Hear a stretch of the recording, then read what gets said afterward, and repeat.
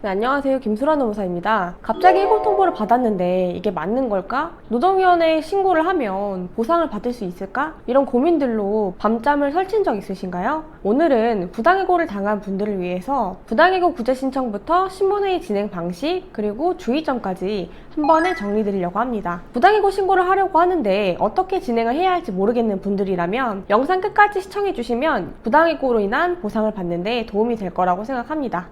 우선 부당해고를 당했다면 3개월 이내에 관할 지방노동위원회에 부당해고 구제 신청을 하셔야 하는데요. 이 기간을 놓치면 아무리 억울해도 신청 자체가 불가능하기 때문에 기한을 준수하는 게 굉장히 중요합니다. 관할 노동위원회가 어디인가요? 근무한 지역의 지방노동위원회에 신청을 하시면 되는데요. 예를 들어서 내가 서울에서 근무를 했다 하시는 분들이면 서울지방노동위원회에 넣으시면 되는 거고요. 만약에 부산에서 근무를 했는데 회사의 본사는 서울이다 하시는 경우에는 내가 근무한 부산지방노동위원회에 구제 신청을 넣으시면 됩니다. 구제 신청을 접수하게 되면 근로자는 이유서를 한 2번에서 3번 정도 제출을 해야 하고요. 회사도 근로자의 주장에 대한 반박 답변서를 한 2-3번 정도 작성을 해서 제출을 하게 될 거예요. 이유서를 굳이 길게 쓸 필요가 있느냐, 그냥 신문회의장에서 다 이야기하면 되는 거 아니냐 이렇게 생각하시는 분들도 계시더라고요. 그런데 이유서가 탄탄하게 잘 작성이 되어야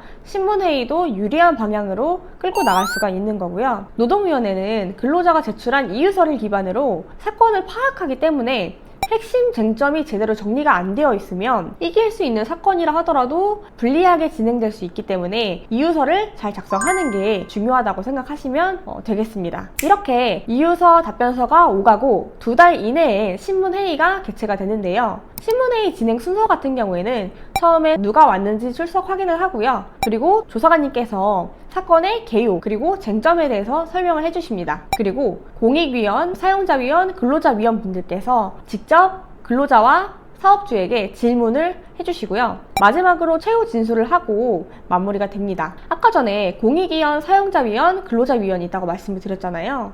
공익위원 같은 경우에는 3분 정도가 계시고요. 사건을 중립적으로 판단을 하시는 분이라고 보시면 됩니다. 근로자위원 같은 경우에는 근로자 입장에서 질문을 해주시는 분이고, 사용자위원 같은 경우에는 회사의 입장에서 질문을 해주시는 분이라고 생각하시면 될 것 같습니다. 신문회의에서 긴장해서 말실수하면 어떡하냐 이렇게 생각하시는 분도 계신데, 이유서에 어느 정도 다 쟁점이 정리가 되어 있기 때문에 짧고 정확하게 답변을 하시는 게 중요합니다. 노무사를 꼭 선임을 해야 하느냐 이렇게 궁금해 하시는 분들도 계신데요. 제가 생각했을 때는 회사가 노무사 또는 변호사를 선임한 상황이다 라고 하시는 경우에는 근로자도 노무사 또는 변호사 이렇게 대리인을 선임하시는 걸 추천드립니다. 아무래도 전문가가 같이 있는 상황이랑 없는 상황은 다를 수밖에 없어요. 그리고 근로자가 법적인 쟁점에 대해서 정확하게 이해하지 못하고 있는 상황이라면 노무사를 선임하시는 걸 추천드립니다. 예를 들면 근로자성이 문제가 된다든지 아니면 해고의 정당성이 문제가 된다든지 이 부분을 어떻게 판단해야 할지 잘 모르겠다 하시는 경우에도 노무사 선임을 추천드립니다.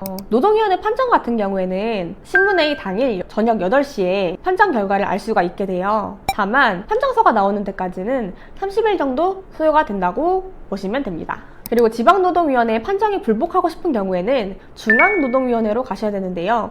지방노동위원회에서 이렇게 판단을 받았는데 저는 너무 억울하고 이거에 대해서 받아들일 수가 없습니다 라고 해서 중앙노동위원회를 가시면 돼요. 그리고 중앙노동위원회에서도 만약에 불복을 하고 싶다 라고 하시는 경우에는 행정소송을 제기하시면 됩니다. 실제 부당해고 승소 후기가 궁금하신 분들은 아래 부당해고 승소 실제 사례를 설명드리고 있으니까 고정 댓글 클릭해 주시고요. 제가 노무사로서 현장에서 직접 상담을 하다 보면 법적으로 대응할 수 있음에도 불구하고 방법을 몰라서 포기하시는 경우들이 많더라고요. 그래서 이런 콘텐츠를 만들고 있는데요. 여러분이 꼭 알아야 될 정보 놓치지 않도록 구독해 주시면 앞으로도 유용한 정보 많이 전달드리도록 하겠습니다. 감사합니다.